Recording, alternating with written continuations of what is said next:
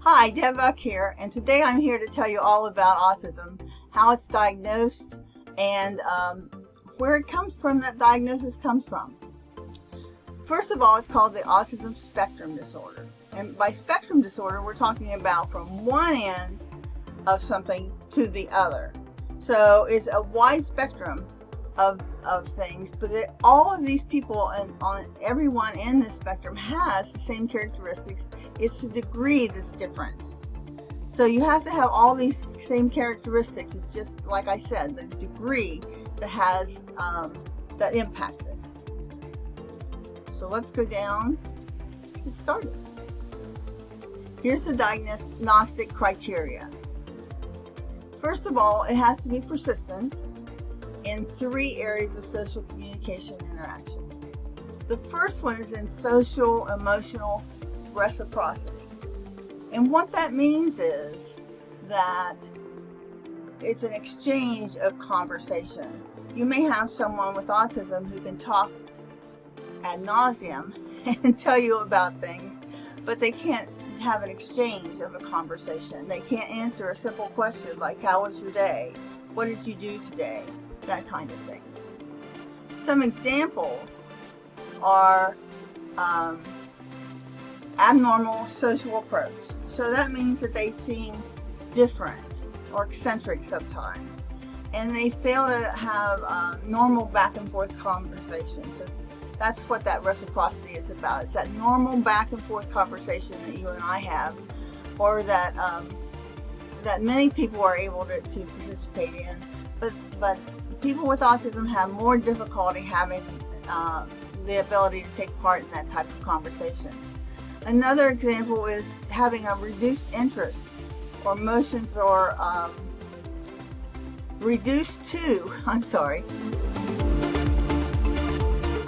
Another area is being reduced to sharing of interests, emotions, and affect, which means that they may have an inability to talk about things that are not what's going on with them. They may have a high interest in science or history or cars or a number of things. And that's what they can talk about for a long time, and they can answer questions about those things. But if you ask them, like I said earlier, another kind of question, they can't answer that. A simple social question like, how was your day, or what did you do today at school? The same is true with emotions and affect. They have their own way of doing that, and they don't pick up on what's going on with other people. And then the failure to initiate or respond to social interactions. With young ones, one of the first things that people notice is that they don't answer to their name, and they don't acknowledge someone when they come into the room or come into the home. They just kind of seem like they're in their own world, and so they just continue doing what they're doing and don't acknowledge someone even when they're asked to do so. Now, the second of those 3 areas of social communication and interaction has to do with deficits in nonverbal communication behaviors that are used for social interaction. And so here are some examples of that. A lot of difficulty working with verbal and nonverbal communication.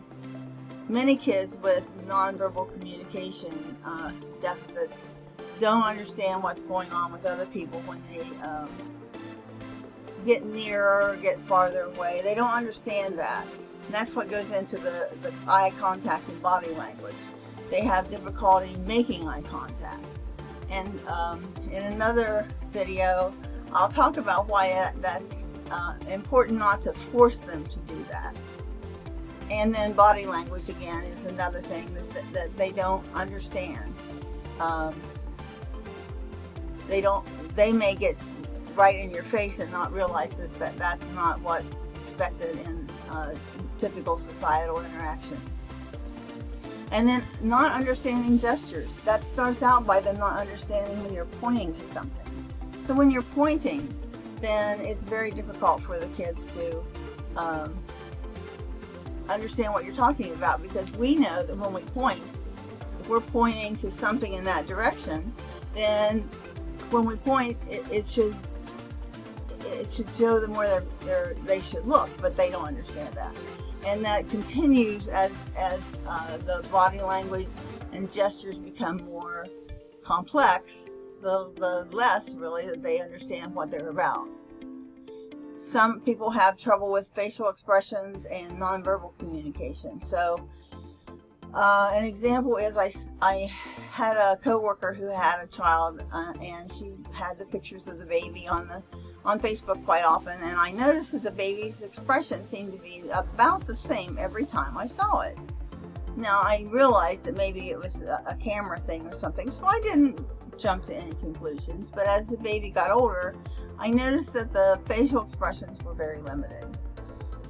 Later, the mother stated on social media that the child did indeed have autism. And so that was one of the things that I noticed early on, was that lack of facial expression. It was like in the early stages, just like a scowl oftentimes. And then even when the child would smile, it didn't seem to be a delighted type of smile. And then their nonverbal communication, again, is something that is not as typical as you would expect. The third area is developing and maintaining and understanding relationships, like trouble adjusting to various social contexts, and being able to not understand that when they're in one place you do one thing and someplace else you do another. You may do one thing in a place of worship, whereas in a school you would do something else. When you're at grandma's, you might do something very different than you are able to do when you're at home. So they don't understand that there's a movement in that type of the behavior. Their behavior is the same wherever they are.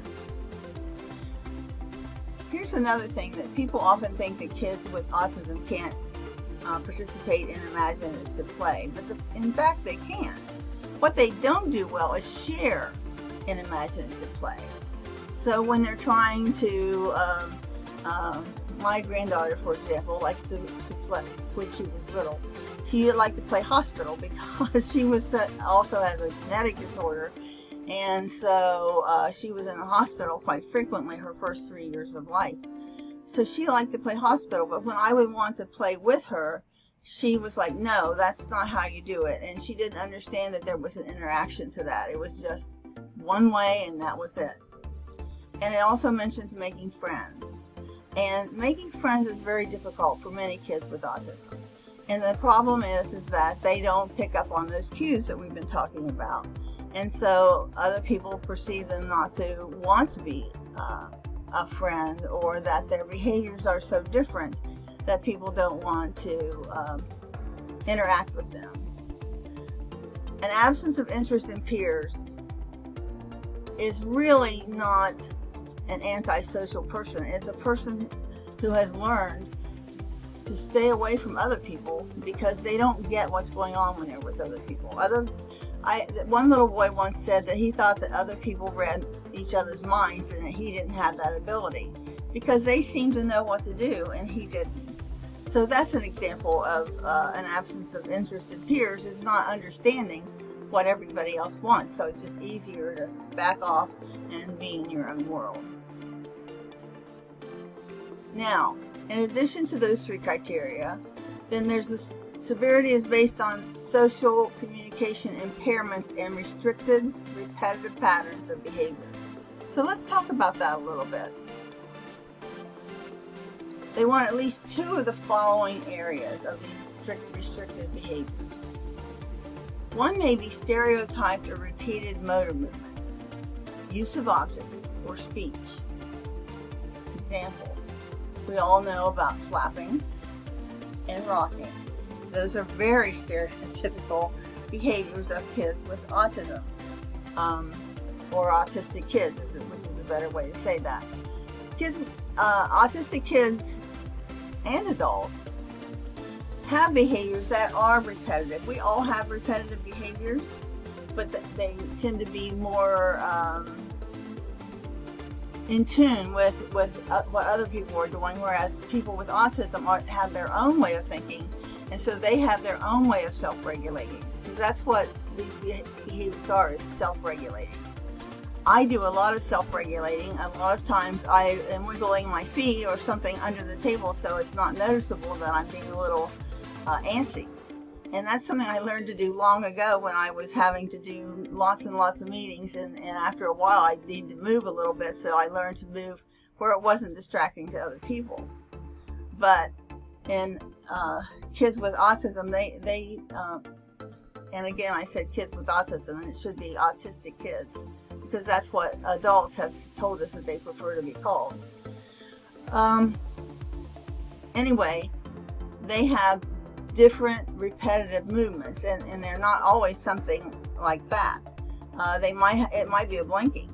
It might be a rapid blinking of their eyes every now and then, or things that seem like ticks, almost a jerking, something like that. Then the inability, the next area is or example is not being able to change. That they're just inflexible. If you say you're going to go someplace at 2 o'clock, you're not going at 1 minute till or 1 minute after, you're going at 2 o'clock. That's very often what an autistic person will expect and in fact insists on. Inability to change their routine. They don't, if they normally brush their teeth before they change their clothes, and then for some reason you need to get them change their clothes before they brush their teeth, that's not going to be acceptable. Or ritualized patterns of verbal or nonverbal behavior. So that's much like the stereotyping repetitive motor movements. It's patterns that they've learned that they insist on using in order to feel secure. Then there's the highly restricted, I'll try that again, highly restricted, fixated interests that are abnormal in intensity or focus. Young kids all have their area of interest. Some neurotypical kids have high interest in Avengers or superheroes or in science or in numbers, things like that. But kids that are highly restricted have difficulty moving away from that whatsoever. They don't want to talk about anything else. They don't want to talk about what they want to eat, nothing like that. It's strictly their interest that is greater than anything else that they have a desire or understanding. Again, that's kind of the social thing. They don't understand that other people have different interests. When they have a high interest in something, they don't understand that somebody else has different interests. They assume everybody is interested in that.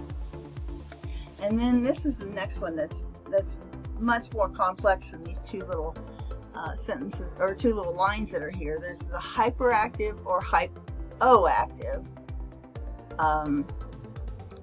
sensitivity to things that are input, such as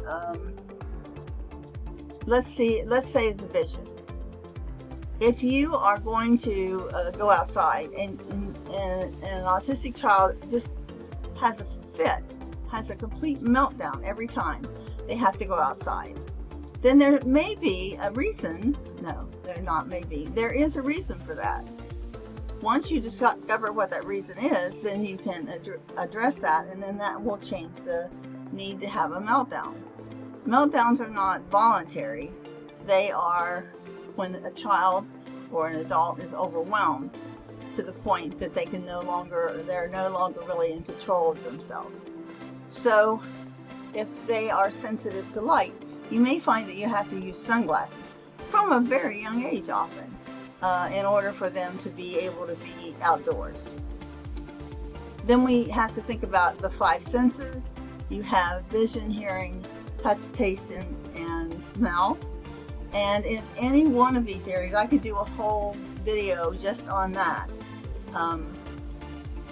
Our sensory issues, many times autistic kids and adults have difficulty processing some of that.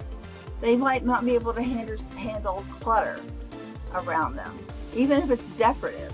If there's a whole lot of it, it might just be too much. A sound that is repetitive, like a fan or a light bulb, or a number of things, could be something that really is difficult for a child or an adult to handle. In that line, ADHD also, you'll find that to be true. And there's a fine line between ADHD and autism we're finding. Both are considered neurodiverse behaviors. And then they might have an unusual interest in sensory aspects. They may need to watch things spin all the time. They may want to I know of a child that was drawn to electrical outlets. They were fixated on that. They get fixated on many other things that we see in our environment, or we hear, or use our five senses in order to function. But they have more of a difficult time getting away from something that they're really interested in. So they're really fixated on those things. And then there's the hyper activity or hypo activity. And that's when it's just a lack of wanting to interact whatsoever. It's not even noticing pain, for example. Many autistic people do not sense pain the same way. And so they don't notice when they get hurt because they didn't really feel that pain. And that's true in all five of the senses. The next area is symptoms may be present in early developmental period. But we used to say it had to happen by the time they were 2, or there had to have been a history from the time they were 2. But here's the thing. Many people, particularly the ones that are that have less severe characteristics, learn to mask those different behaviors. And by mask, I'm not talking about our masks that we have to do so much now, but I'm talking about instead they hide those behaviors, and they're able to control that, but they're spending so much time controlling that behavior that they're not able to concentrate on the things that they need to concentrate on, and they're not able to relax. So when they get home, they have complete meltdowns, and the family's like, how do they do so well all day? And then they come home. Well, they are finally in a safe place where somebody knows them and loves them for the way they are, not the way they're expected to be. And so that's when they have their meltdowns. And for some kids, it lasts 2 or 3 hours because it's just that overwhelming and stressful for them during the day. Another thing is symptoms cause clinically significant impairment in social, occupational, or other areas of current functioning. So that's adaptive behavior. That includes things as simple as self-help, eating, toileting, getting dressed, all the basics. So it may be that, or it may be things that when we talk occupational, when we're talking children, we're talking about simple things like being able to organize their materials, being able to keep track of things, being able to follow directions. That's a really tough one for a lot of kids, is being able to follow directions, particularly when there's more than one. And then, like I said, other current functioning. So as they get older, there are more expectations of what the kids should be able to do. And that starts showing up more and more as they get older. Another thing I wanted to go back to that age thing is that kids that are what people often use the term high functioning, and autistic adults often tell us that they don't like that because it sounds like they don't need much help, and they do still need a lot of help. lack of a better term, the high functioning children or adults. The children often, and the adults, often don't get diagnosed till much later. I often found as a school psychologist that I would not have a child referred to me until 4th, 5th, 6th grade. And I would wonder, well, why has this child not been referred until now? Well, what happens is they are able to do that masking. And also kids are more accepting of differences. So in preschool, everybody's got their behavior, so they don't notice so much. And then also in the early elementary grades, kids tend to be more accepting of differences. But about 3rd grade, that starts to ease off. By 4th grade, it's an issue. By 5th and 6th grade, it's a big issue. And that's when kids that seem to have gotten along with other kids all along no longer have friends, get made fun of, all kinds of things. It's not that they changed, it's that the other kids changed. And so, and also that they're able to mask. So between the combination of masking and then the expectations of the people around them, many people don't get diagnosed early on. It's not unusual for a 13 or 14-year-old to be diagnosed, and it's not even unusual now for an adult to be diagnosed. Or often what happens is that a child is diagnosed and the parent realizes, that's me too. So that happens a lot of times. Then down here at E, it can't be a developmental delay, an intellectual developmental delay, or a global developmental delay. So if everything is slowed down, or if intellectually they are low in all areas, more or less, then that's not considered autism. Oops. Now there are 3 levels of autism in the DSM-5. Level 1 requires support. So that's where I was talking about the more high functioning, they still require support. A lot of times they can't get organized, and so they don't have the skills that they need to be able to keep track of their homework. They may do it and not be able to turn it in. They may not be able to follow verbal directions. They may have difficulty doing what they're expected to do, so they do what they think they're supposed to do. They may need support in terms of things like one boy I know wouldn't do his math. He wouldn't show his work. He would do his math, but he wouldn't show his work. And he didn't understand why anybody else needed to see it. He knew the answer. Why did he need to show all that work? And so that's where some modifications need to come in, or some accommodations really, for that child, because they need support to understand what they're supposed to do, or for the adult to understand what it is that that child needs. That works both ways. Then level 2 requires more support.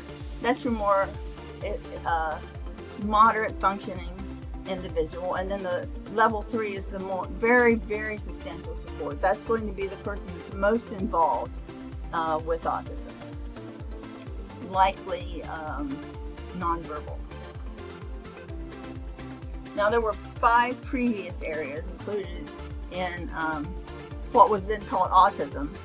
It's now ASD, but those 5 previous areas until 2012 or 13 was 1, the Asperger's syndrome. And Asperger's syndrome you've probably heard of, and people often refer to it as high functioning autism. And the thing is that they had done away with that term, but many people still identify with it. Many people still say they have Asperger's, or they are Asperger's. The next level is PDD. That stands for Pervasive Developmental Disorder. And in PDD, it's a little more like autism. It hits in many different areas, but it didn't specifically, it wasn't as specific as they are today in terms of the 3 areas. Then there's also childhood disintegrative disorder. I can't say that fast. And so anyway, that one is the more, what we consider more stereotypical autism. And then there's PDD and OS. That means that a lot of characteristics are present, but NOS stands for not otherwise specified, which means that it doesn't hit any of the other criteria exactly, but it's, when you look at it, it is autism.